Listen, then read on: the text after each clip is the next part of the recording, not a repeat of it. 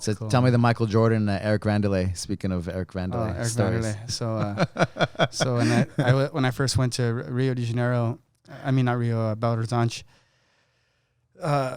We were training, and I was like, like a kid in a candy shop. That was the first time like I didn't have my dad around. You know what I mean? I didn't, it was just like, it was like out in a new territory. I had never been out of the country, and but I looked up to.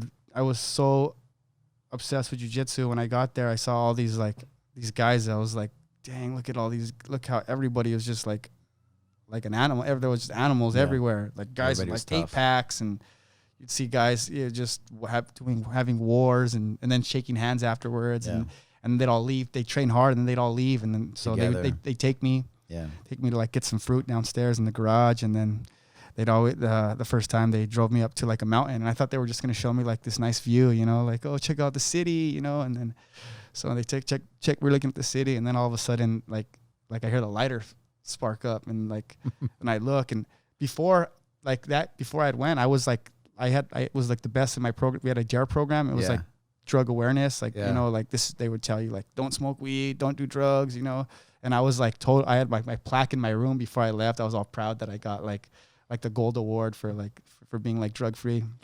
And Officer Wheeler and would be like, oh man, what are you doing, like if you saw but I like idolize these guys so much. It'd be like if you're into basketball, and like Larry Bird and took you to a mountain, and Michael Jordan took you to a mountain, and then you're like thinking, oh, I don't do drugs, I don't smoke weed, and then they spark up a joint, and then they're like handing it to you. At that moment, you have to make a decision, like, all right. And I was like, you guys are doing this? You guys look better than my DARE officer. You guys you guys are doing something right. Man. So like I remember like I took it for the first time, and it was fun. I enjoyed it. They took care of me. They're like, it wasn't like, it wasn't like doing like crazy drugs. You know what I mean? Yeah. And then I went to Alexandra's friend's house, and this guy was like chopping meat, and I was like, had the munchies. I didn't even know like what the munchies were, but I was like super hungry, and I was like, we're gonna have barbecue. You know what I mean? Brazilian barbecue. I was pumped, and then walk outside, and there's these exotic birds like toucans and like crazy like hawks and bald eagles, and I just remember tripping out. Daniel, Lucas's uncle. Yeah, so I was just like, wow, look at these birds. No, that wasn't it. It was Alex's brother's house. So yeah, it was just like I was like amazed for the first time. And then that's kind of how I got, I made a lot of friends. You know what I mean? Chago took me to a nightclub, and I started talking to these girls, and these girls are like, come with me. And I remember telling Chago, I was like, Chago, I'm going to go with these girls. Like, there's 3 girls. And I was like, I'm going to go hang out with these girls. And you didn't come back for 2 or 3 days. Yeah. And then, no. And then he went home to pick up his clothes. And then with the car filled with girls, right? It was you and all these girls. And he comes back like 2-3 days after, and after not calling them, and his mom's like not sleeping because she's so worried. And so she called me up, and then I had to call your dad. Yeah. Oh my God. Then he called you. And I remember like just like hearing my dad like, like picking up hello.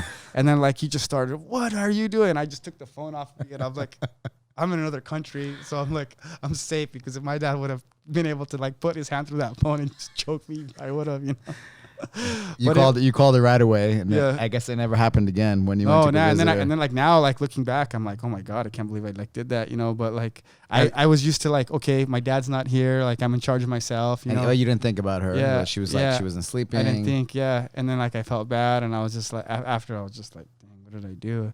But what happened was I met these 3 girls, and they were like, come to my, like they brought me, like I was like a teen, like 18 maybe. Something like that. So they're gonna get their green card. They were like 23, 25 years old, these girls, and they took me to their house, and they were like telling their family that like we're gonna get married, and I'm like, I was like we're gonna get married. They're like, yeah, you want to marry me? And then there was these 3 girls that were. I stayed at one girl's house, and then the family was cool with it, and then the next day, like I stayed at another girl's house, and then like she introduced me and said, I'm gonna marry this guy, and then so I was like, okay, I gotta go home. I'm never going home. I was gonna like, yeah. So I was like, okay, I gotta go home. I'm gonna stay at your house tonight, and then I'm gonna go, but I gotta get my stuff. So they dropped me off, and that's when Alexandra's sister saw me, and she's like, what, Tim, and like ran up to me, and then the girls like got kind of freaked out, that. Alexandra's sister was like, where are you going? So they just got in the car and took off, and I never really saw him. Like, we never got married. You know what I mean?